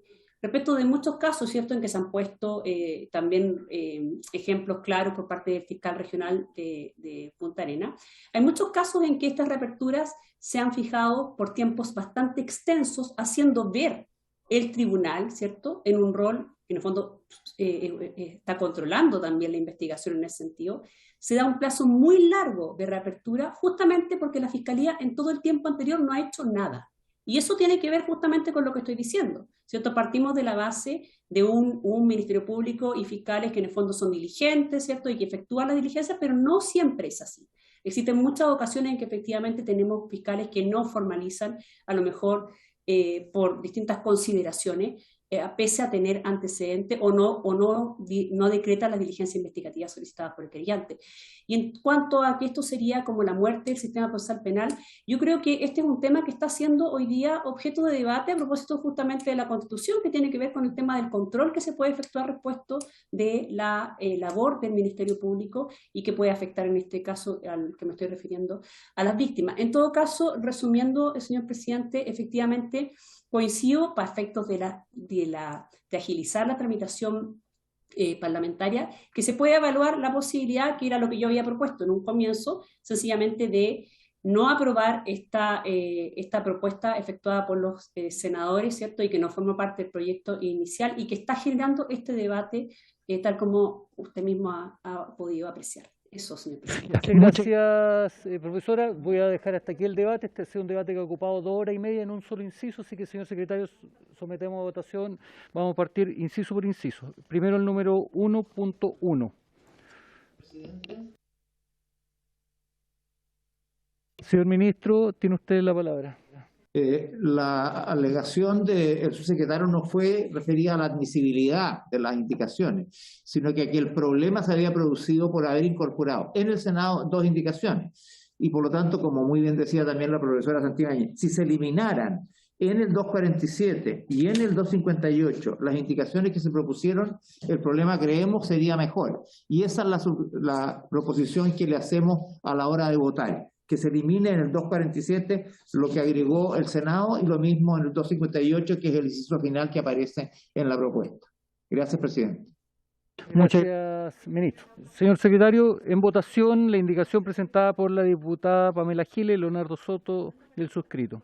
En el número 1.1 vamos a ir inciso por inciso. Bien, señor presidente, como usted lo ha dispuesto, se pone en votación la indicación de los señores Leonardo Soto y señora Pamela Giles. En votación separada sería primero 1.1, que sustituye el inciso primero. Presidente, ¿es posible poner en pantalla, por favor, los incisos? Estupendo, pedimos, Margarita, si podemos poner en pantalla. Ahí está. Ahí está, señor diputado. Bien, en votación, como usted lo ha dispuesto, señor presidente, en forma separada, la indicación 1.1, que está en la página 1 del comparado. De comparado complementario o comparado chico también. Perfectamente. Ya, tenemos entonces Don Juan Antonio Coloma. En contra. Don Juan Antonio Coloma, en contra. Don Luciano, no está don Luciano. Señora Camila tampoco. Don Gonzalo está pareado. Don Diego Ibáñez. A favor de la indicación del diputado. A favor, don Diego Ibáñez. Señora Pamela está pareada. Señora Paulina no está presente. Don René Zafirio, por favor. En contra, señor secretario. En contra, don René Zafirio. Don Leonardo Soto. Yo voy a aprobar la indicación que han preparado los académicos María Elena Santibáñez y el profesor Cristian Maturana. A favor. A favor, don Leonardo Soto. Señor Matías Walker. Presidente, yo voy a quedarme con la propuesta del Senado, por lo tanto rechazo la indicación. Bien. Sí, exactamente, don Miguel Mellado. Don Miguel Mellado, en contra. Por diputado señor Fuenzalía, señor Marcos Silavaca, presidente de la comisión. A favor. A favor, ¿algún señor diputado que haya quedado sin votar? Nadie. Ya. Bien, señor presidente, tenemos 3 votos a favor, 4 votos en contra, 0 abstenciones. Rechazado. 1.2. 1.2. Agrega incisos segundo y tercero al artículo 108 del presidente, que se encuentra en la página 2 del comparado, que está en este momento en exhibición. Señor Juan Antonio Coloma. En contra, don Juan Antonio. Don Miguel Mellado. En contra. En contra, don Miguel Mellado. Don Diego Ibáñez. A favor, don Diego Ibáñez. Don René Zafirio. Don René. En contra, En contra, don René. muchas gracias. Don René, en contra.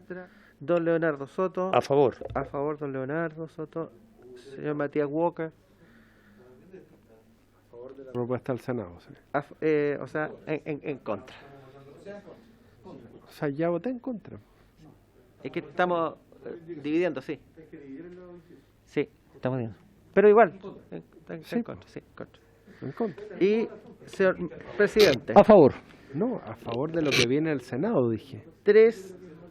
No, es que no 4, tengo ningún 0, problema en señor decirlo con micrófono abierto. Yo estoy a favor de la propuesta del Senado. Rechazado. Después viene la parte 2, señor presidente, que en el fondo es para suprimir numeral 4.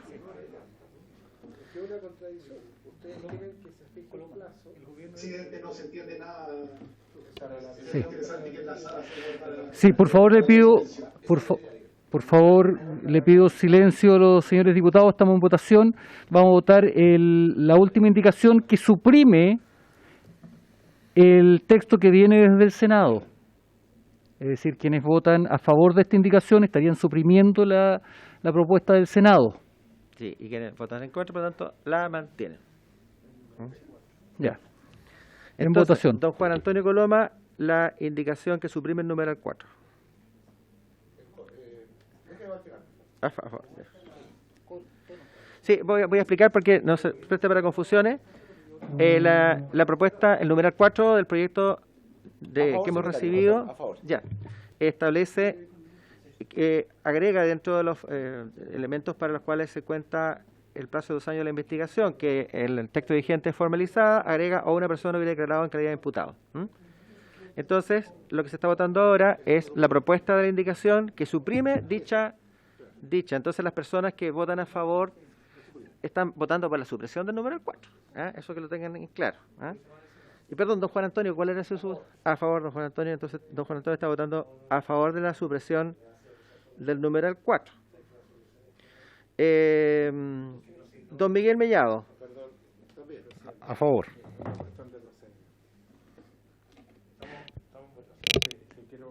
Presidente, perdón, quiero preguntar lo que estamos votando, porque no me quedó claro la explicación del señor secretario.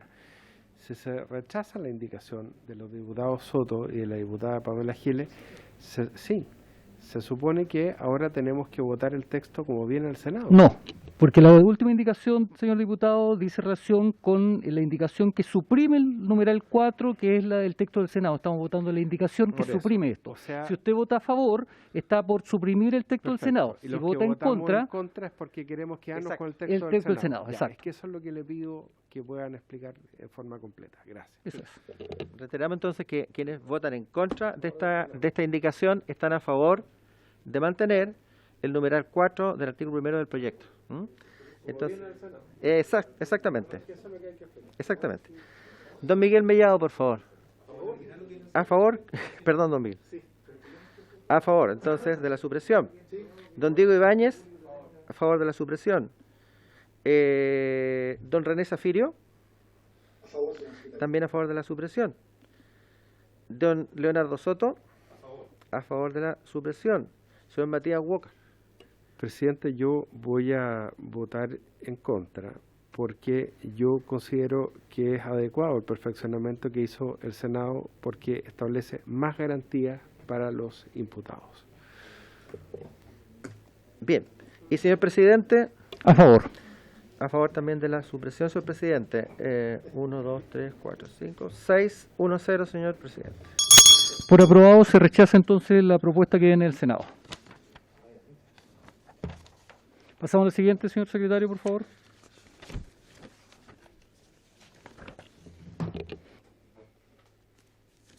La siguiente. 2 para el 5. El siguiente viene a ser el punto 3 de la indicación, que está en la página, comienza en la página 6 del comparado, en virtud de la cual tenemos entonces el 3.1. 3.1 sería la primera que habría que votar. El 3.1 elimina el numeral 5 del artículo primero del proyecto.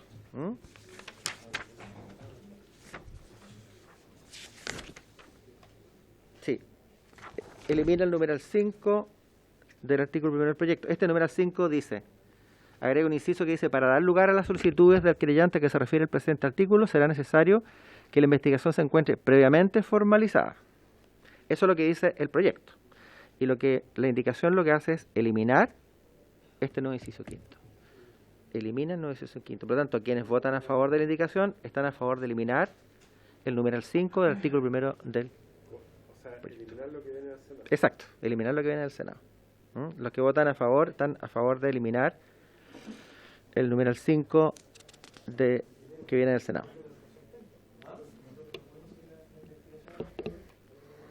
Entonces, ¿le doy el curso, presidente? En votación. Ya. Don Juan Antonio Coloma. A favor entonces de la supresión. Don Miguel Mellado. A favor de la supresión del numeral 5. Don Diego Ibáñez. A favor también de la supresión del numeral. Don René Zafirio. En contra, don René, de la supresión. Don Leonardo Soto. A favor de la supresión. El señor Matías Walker. En contra de la indicación a favor de lo que viene del Senado. Perfecto. Contra la supresión. Y señor presidente. A favor. A favor, señor presidente. Tenemos 1, 2, 3, 4, 5. 5, 2, 0, señor presidente. Aprobado. Aprobada la supresión. Pasamos al siguiente. Aprobada la supresión. Aprobada la supresión. El siguiente, 3.2, incorpora los siguientes incisos finales. Son dos incisos que se incorporan, señor presidente, por la indicación que están en la página 8 del comparado, que se está en este momento exhibiendo en pantalla. Es 3.2, página 7 y 8 del comparado. Bien, señor presidente. En votación. En votación, don Juan Antonio Coloma. En contra, don Juan Antonio Coloma de la indicación. Don Miguel Mellado. En contra, secretario. Contra, don Miguel Mellado. También. Don Diego Ibáñez. A favor, don Diego Ibáñez de la indicación. Don René Zafirio. En contra, don René Zafirio de la indicación. Don Leonardo Soto. A favor. A favor, don Leonardo Soto de la indicación. 3.2. Señor Matías Walker. En contra. En contra, don Matías, de la propuesta, de la indicación. A favor. Y señor presidente a favor de entonces. La indicación ha recibido 3 votos a favor, 4 en contra, 0 abstención, señor presidente. Rechazado. Rechazada. Ahí terminamos con las indicaciones porque las otras ya dicen con un tema. Continuamos entonces Código con tributario, el claro, texto original. con el texto original. Sí. Vamos a buscar aquí. Tocaría ahora el 5 fue suprimido. Nos toca comenzar en el 6.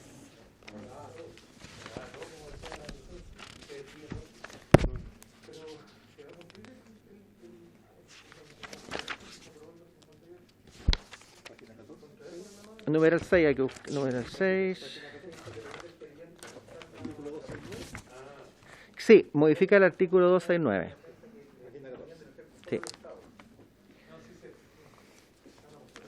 1, 2, 3.1. La página 10 del comparado. Página 10 del comparado, sí. Sí, señor presidente, bien, aquí tenemos el numeral 6 del artículo primero del proyecto, que incide en el artículo 269 del Código Procesal Penal. Este artículo dice: comparecencia del fiscal y del defensor. La presencia del fiscal y del defensor del imputado durante la audiencia constituye un requisito de validez de la misma. El proyecto lo que hace, señor presidente, es agregar un inciso segundo que dice: el imputado deberá comparecer a la audiencia solo en caso de que se debata si procede el procedimiento abreviado, la suspensión condicional del procedimiento o un acuerdo reparatorio, y para que se pronuncie sobre los mismos. Al respecto, el Ejecutivo ha presentado una indicación para reemplazar este numeral 6 del proyecto por el siguiente. Lo sustituye por lo siguiente: si en la audiencia se ventilare la aprobación de convenciones probatorias, procedimiento abreviado, suspensión condicional del procedimiento o un acuerdo reparatorio o cualquier otra actuación en que la ley exigiere expresamente la participación del imputado, su presencia constituirá un requisito de validez de la misma. Esta es la indicación que habría que votar, señor presidente. Muchas gracias, señor secretario. El señor ministro, esta es una indicación del Ejecutivo para que lo puedan explicar. Bueno, presidente, le pido a su secretario, si le parece. Ya, señor subsecretario, tiene usted la palabra. Gracias, presidente. Presidente, esta indicación lo que hace es perfeccionar la redacción. No hay un cambio de fondo en lo que ya se había aprobado en el Senado. Esto se discutió también latamente en la mesa prelegislativa a propósito de la audiencia de preparación de juicio oral, sobre una discusión que surge a raíz de la presencia o no que se requiera del imputado en esta audiencia. Básicamente lo que hace la modificación, y con esta nueva redacción, es dejar expresamente establecido que solo es requisito de validez la presencia del imputado cuando se va a realizar un procedimiento abreviado o alguna salida alternativa, o bien en que se requiera expresamente la participación del imputado porque así lo exige el Código Procesal Penal, como por ejemplo si es que en dicha audiencia el imputado quisiese realizar alguna de las defensas que le otorga el Código Procesal Penal en esta instancia. Por lo tanto, solo en esos casos, por lo tanto, si no se va a realizar algunas de estas actuaciones, se puede igual realizar la audiencia de preparación de juicio oral, por lo tanto, para no tener que detener esa audiencia y exigir la comparecencia del imputado, si no va a ser necesaria su presencia. Ese es el objetivo de la modificación. Muchas gracias, señor subsecretario. Me ha pedido la palabra la señora María Elena Santibáñez y después don Francisco Bravo.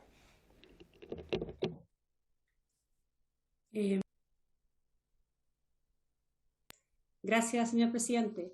No, solo señalar que esta propuesta tiene que ver justamente con el tema de incentivar la posibilidad de acuerdo y cuya presencia que requiere la presencia del imputado. Sin embargo, hay luego una propuesta que tiene que ver con una última audiencia que permitiría llegar a esos acuerdos, de tal manera que me parece que no sería necesario, digamos, establecer la necesidad de la presencia del imputado en la audiencia de reparación de juicio oral, máxime si para llegar a cualquiera de estas salidas que se están proponiendo siempre es necesaria la presencia del imputado, de tal manera que me parece que sería redundante y no sería innecesario ponerlo de esa manera, tal y como contiene la modificación, no así la propuesta original. En ese sentido, señor presidente, quería pronunciar. Muchas gracias, profesora. Don Francisco Bravo. Muchas gracias, señor presidente. Señor presidente, bueno, adherir a lo que dice la profesora Santibáñez, en realidad es una norma que redunda en cuestiones que son obvias, digamos, para salida alternativa se requiere naturalmente la presencia del imputado, no se concibe de otra manera. Lo mismo respecto de un procedimiento abreviado, se requiere obviamente la presencia del imputado, de tal manera que la norma en sí mismo parece redundante. Lo que sí yo quiero hacer un punto. Yo creo que la audiencia de preparación de juicio oral debe ser la segunda audiencia más importante del proceso penal. Después de la audiencia de juicio, porque esta audiencia es una audiencia básicamente de depuración probatoria, en donde se pueden discutir, a la luz del 276, exclusiones de prueba ilícita o por impertinencia, sobreabundancia, etc.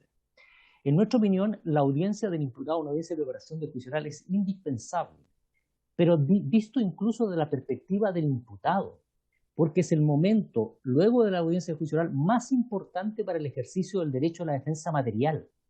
Yo creo que se equivocan quienes sostienen que esto es una defensa puramente técnica. Eso no es efectivo. No es una audiencia puramente técnica en que solo debe estar el abogado.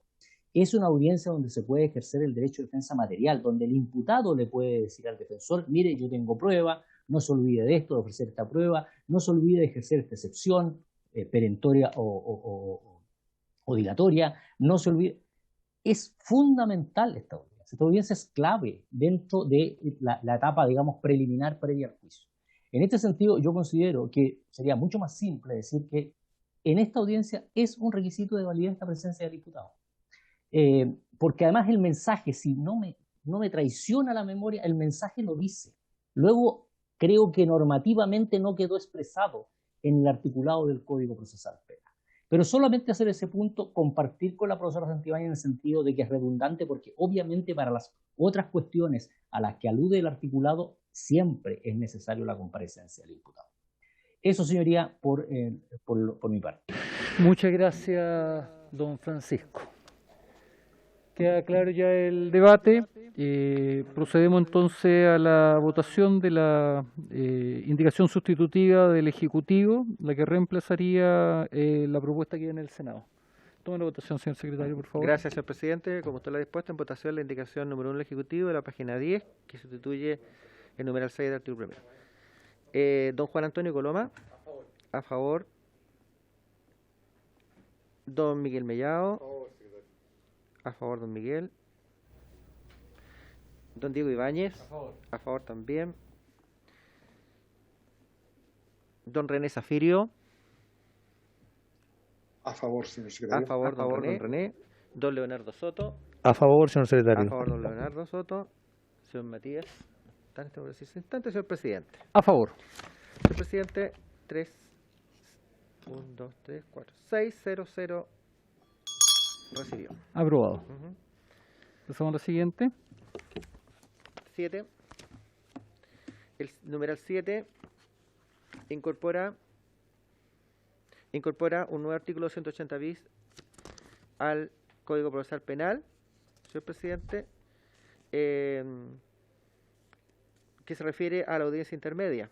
Una vez fallado el recurso de apelación contra el auto de apertura del juicio oral o habiendo transcurrido el plazo para interponerlo y antes de su envío al Tribunal de Juicio Oral en lo penal competente, el conjunto con la solicitud de aplicación del procedimiento abreviado, la suspensión condicional del procedimiento, acuerdos reparatorios o el arribo de convenciones probatorias, se solicitará al juez de garantía por una única vez la realización de una nueva audiencia a efecto de resolver la solicitud. La solicitud de nueva audiencia se realizará de común acuerdo entre los intervinientes que correspondan de conformidad a lo previsto en el artículo 237, si la solicitud se tratare de la aplicación de la suspensión condicional del procedimiento.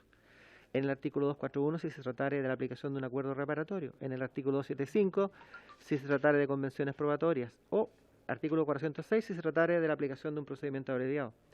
La solicitud suspenderá el plazo de remisión del auto de apertura al Tribunal de Juicio Oral en lo penal competente. El juez de garantía citará la audiencia al fiscal, al imputado, al defensor, a la víctima, al querellante, si lo hubiere, dentro del plazo de 5 días contados desde la solicitud. Finalizada la audiencia, el juez de garantía procederá conforme a las reglas generales en el caso de arribarse a convenciones probatorias. El tribunal procederá a la dictación de un nuevo auto de apertura del juicio oral. Eso es la audiencia intermedia. Muchas gracias, señor secretario. Ofrezco la palabra sobre este punto. Señor ministro.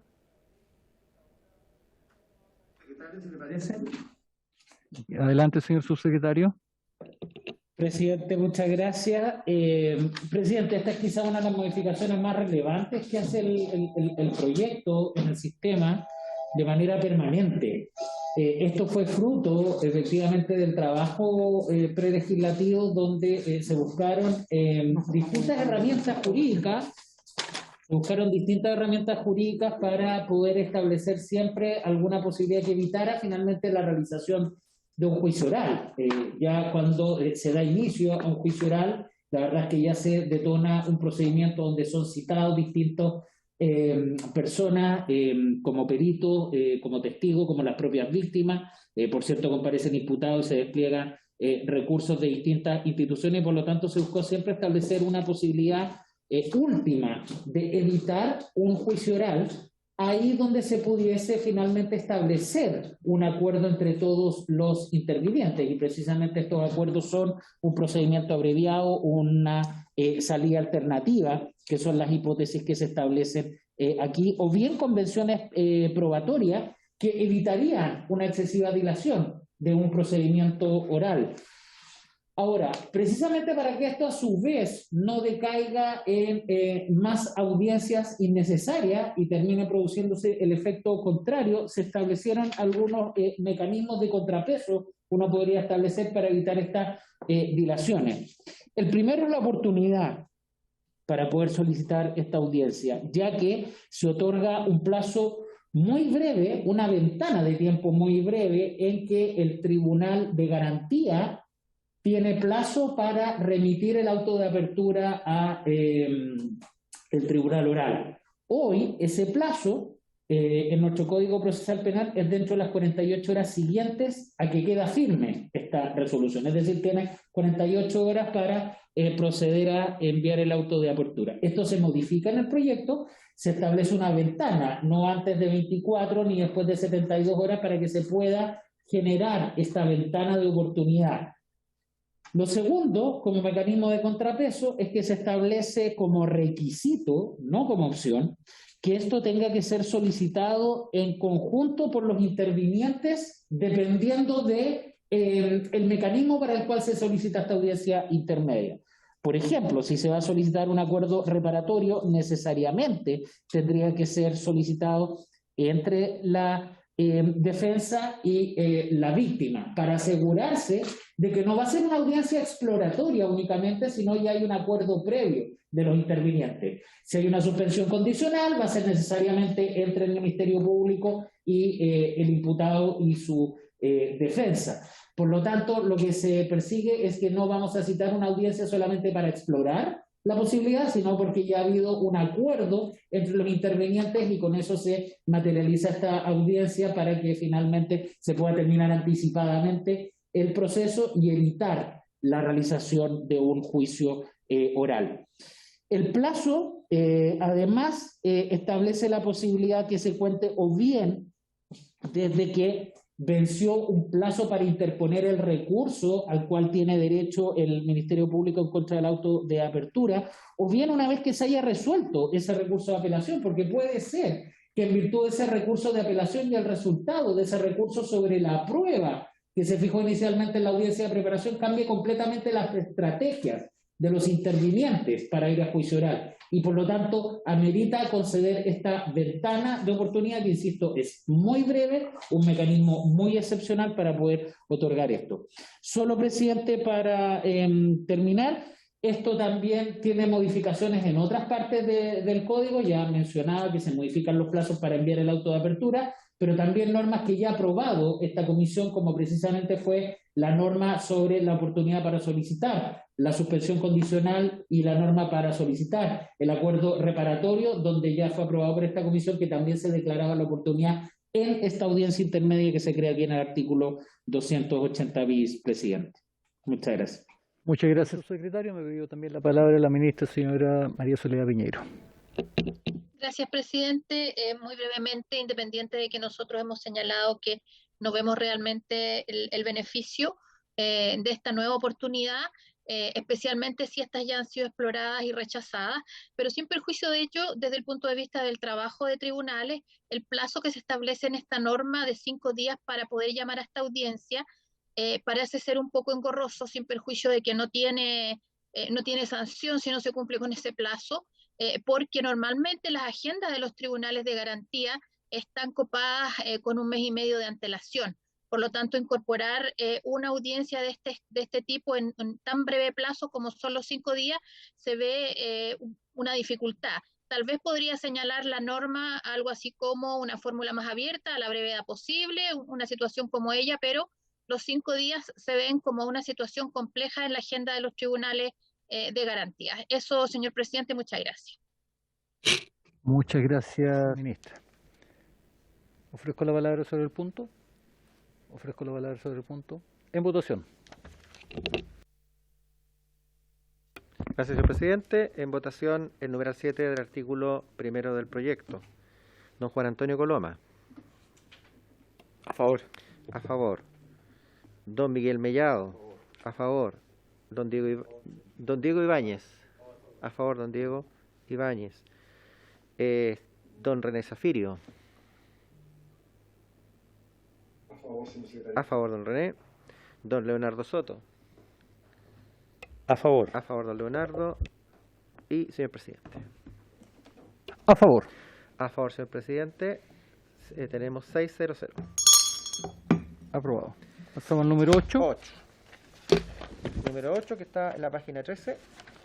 Sigue el artículo 281 del Código Procesal Penal. El inciso primero dice: fecha, lugar, integración y citaciones. El juez de garantía hará llegar el auto de apertura del juicio oral al tribunal competente dentro de las 48 horas siguientes al momento en que quedara firme. Acá, la propuesta del numeral 8 del artículo primero dice: sustitúyese en el inciso primero del artículo 281 la expresión dentro de las 48 horas por la frase no antes de las 24 horas ni después de las 72 horas.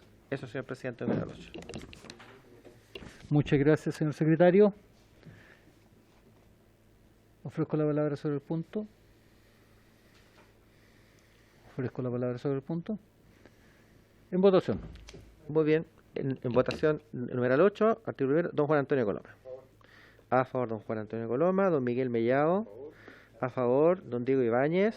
A favor, don René Zafirio. A favor, don Leonardo Soto. A favor. A favor, don Marcos Silva, presidente de la comisión. A favor. A favor, señor presidente. 600 también. Aprobado. Pasamos al número 9. Numeral 9. Página 14 y 15. Incide en el artículo 283 sobre suspensión de la audiencia o del juicio oral, agregando el siguiente inciso. En aquellos casos en que debido al número de imputados o de querellantes o de la prueba ofrecida el juicio oral se extendiere por más de 6 meses, el tribunal podrá suspender la audiencia hasta por 3 veces adicionales a las 2 señaladas en el inciso primero. Y si en las mismas circunstancias el juicio oral se extendiere por más de 1 año, el tribunal podrá suspender la audiencia hasta por 6 veces adicionales a las 2 señaladas en el inciso primero. El plazo total de estas suspensiones no podrá extenderse por más de 30 días en el primer caso ni de 60 en el segundo. Señor presidente. Muchas gracias, señor secretario. Hay 2 participantes. ¿Me puede colocar la pantalla para ver los participantes? Me dio la palabra don Eugenio Campos. Don Eugenio. Gracias, señor presidente. Una norma muy esperada para el Ministerio Público, particularmente en un caso concreto. El caso de Carabineros, el juicio oral con 31 acusados, prácticamente el día de hoy va a cumplir 1 año en que este juicio oral no ha podido realizarse, precisamente en razón a esta modificación, y me explico. Este es un juicio que está proyectado por más de 1 año.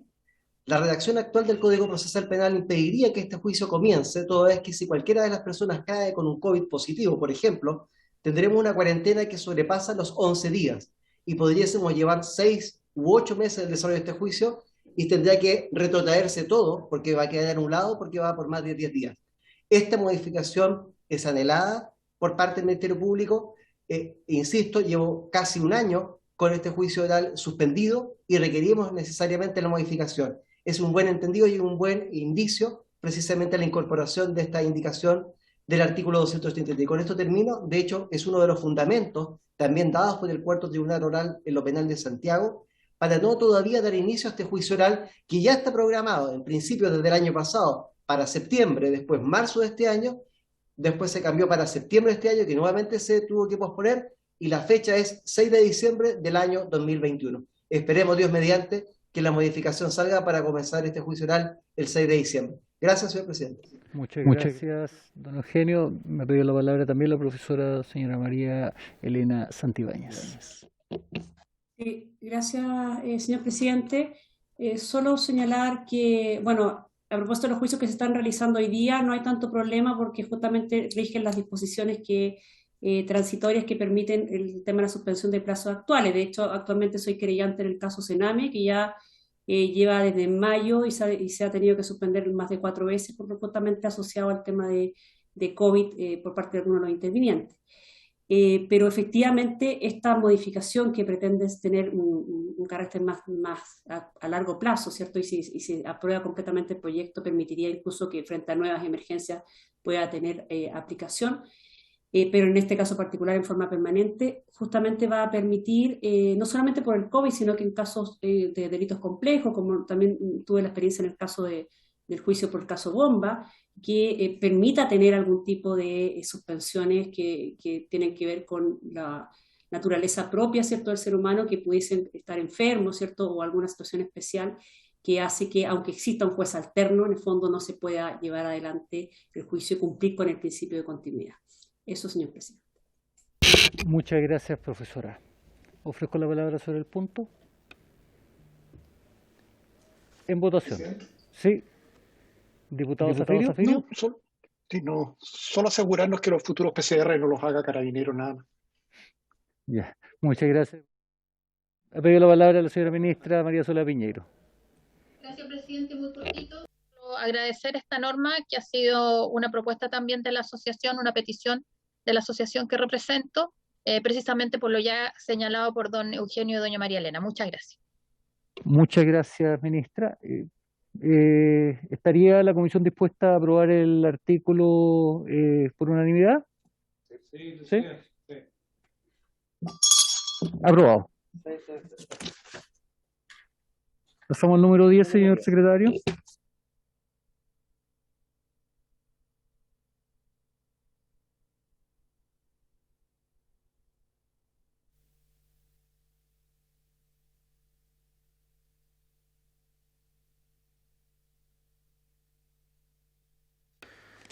Gracias, Margarita. Está en silencio la sala. La sala. Ya. Cancel. ¿Ahora sí? Ahora sí. Gracias.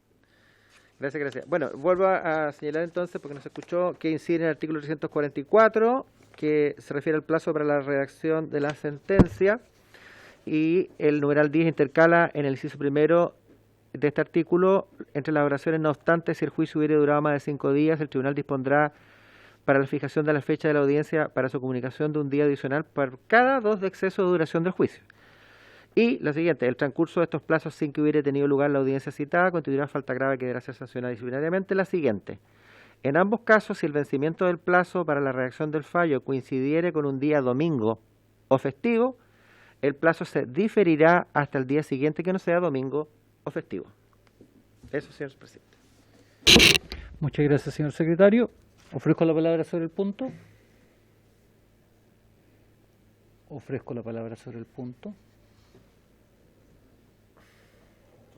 ¿Con la misma votación? Sí, presidente. Me ha pedido la palabra antes la ministra señora María Soledad Piñeiro. Ministra. Muy breve también, señor presidente. Esta también es un anhelo de los jueces y juezas que representan esta oportunidad, y también ha sido una petición de esta asociación, por lo tanto también agradecemos que se haya incorporado como norma. Muchas gracias. Muchas gracias, señora ministra. 600, señor presidente. Aprobado por la misma votación. Sí. Pasamos al número 11. Número 11, incide en el artículo 372 del recurso de nulidad. El recurso de nulidad, dice la norma vigente, el recurso de nulidad se concede para invalidar el juicio oral y la sentencia definitiva, o solamente esta, por las causales expresamente señaladas en la ley. El numeral 11 del artículo primero dice, sustituye en el inciso primero mencionado la frase juicio oral y la sentencia definitiva, solamente esta, por juicio oral total o parcialmente, junto con la sentencia definitiva, o solo esta última, según corresponda. Número 11. Ofrezco la palabra sobre el numeral 11, que es una modificación al artículo 372. Ministra Soledad Piñeiro. Gracias, señor presidente. Son un conjunto de modificaciones que tienen que ver con la posibilidad de que sea anulada parcialmente una sentencia. En la discusión que se hizo en la comisión del Senado se incluyeron varias modificaciones que tenían que ver con precisiones en relación a cuáles son las personas a quienes afecta en el caso de que hubiera más de un imputado, y cuáles son las pruebas que deberían de ser consideradas como nulas y que deberían de rendirse de nuevo en el próximo juicio.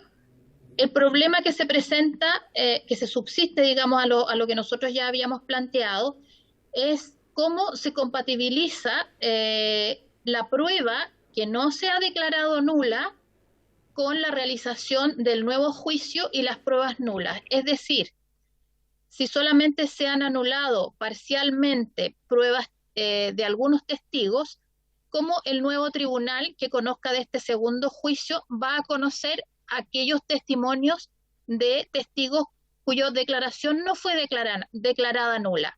De esa situación no se hace cargo esta normativa, y eso significa que podríamos enfrentarnos a juicios en que el segundo tribunal, el que conoce de este segundo juicio, conoce directamente cierto tipo de prueba, es aquella que fue declarada nula, pero hay otra cantidad de pruebas que, por no haber sido declarada nula, el tribunal, ¿cómo la conoce? Por medio de actas, por medio de audio. Eso nos lo dice la norma, y en el caso de que así se resuelva, es una contradicción a lo que significa el juicio oral.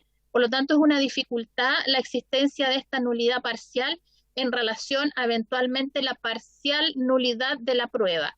Distinta es la situación en que respecto de un imputado en particular se pueda anular el juicio completo y en consecuencia anularse toda la prueba rendida en el juicio respecto de esa persona, pero no para el caso de que se pueda anular parcialmente la prueba rendida en el juicio. Eso quisiera resaltar en esta oportunidad, señor presidente. Muchas gracias, ministra. Señor ministro de Justicia. Señor subsecretario.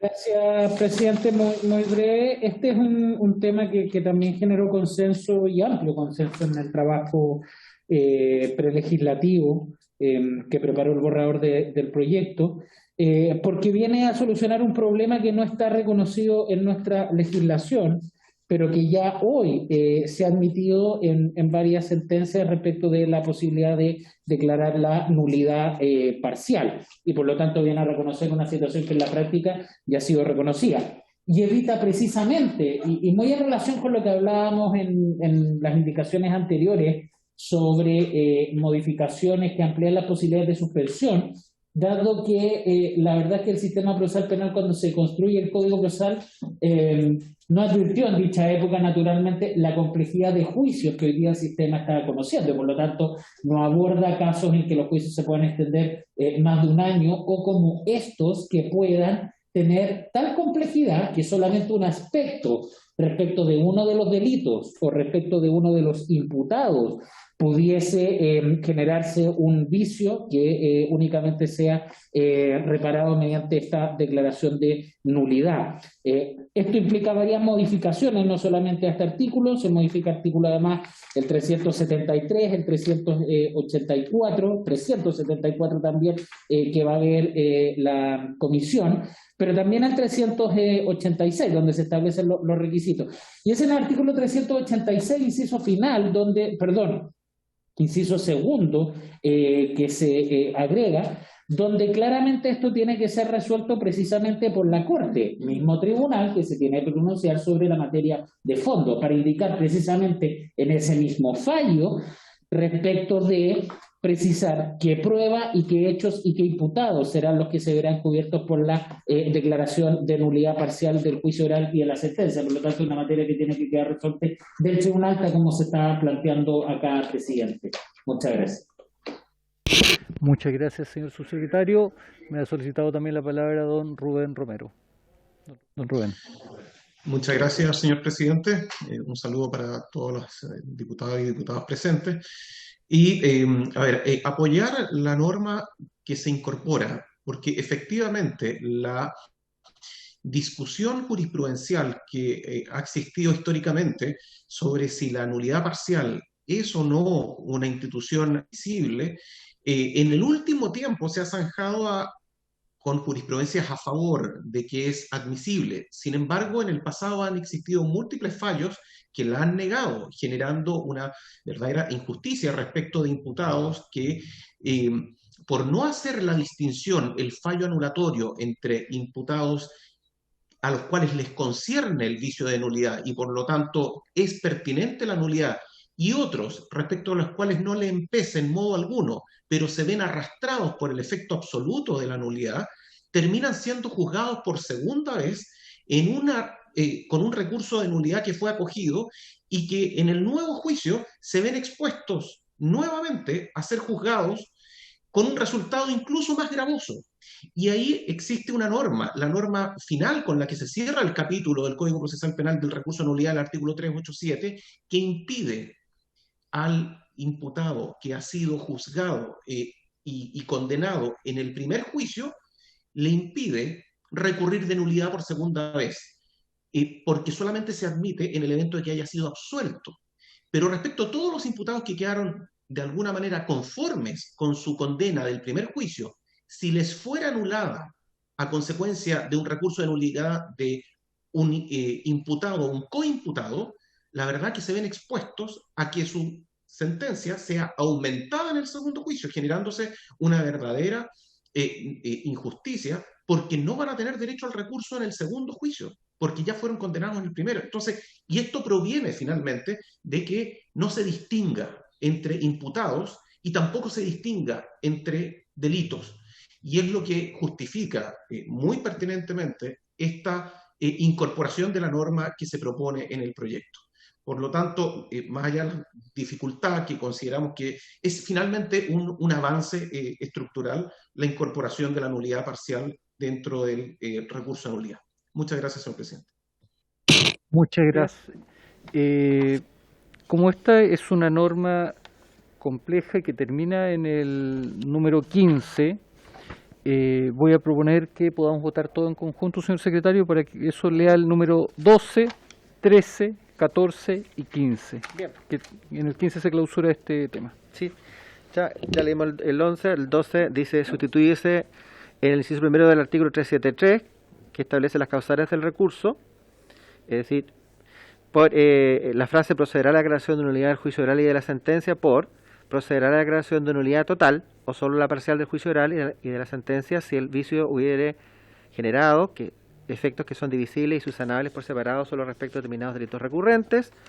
El 13, también relacionado con el 11, sustituyes en el inciso primero del artículo 374, que son los motivos absolutos de nulidad, la expresión del juicio y la sentencia por el juicio oral y la sentencia o parte de estos, también adecuando.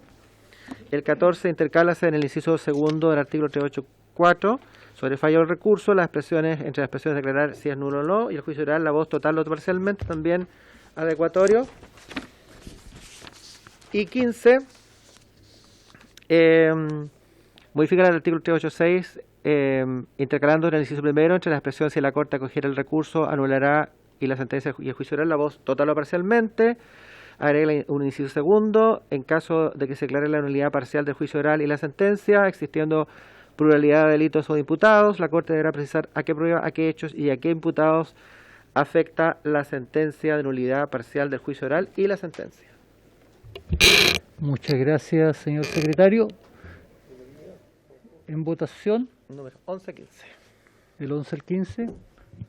Bien, señor presidente, en votación, numerales 11 al 15 del artículo primero. Don Juan Antonio Coloma. A favor. A favor. Don Miguel Mellado. A favor.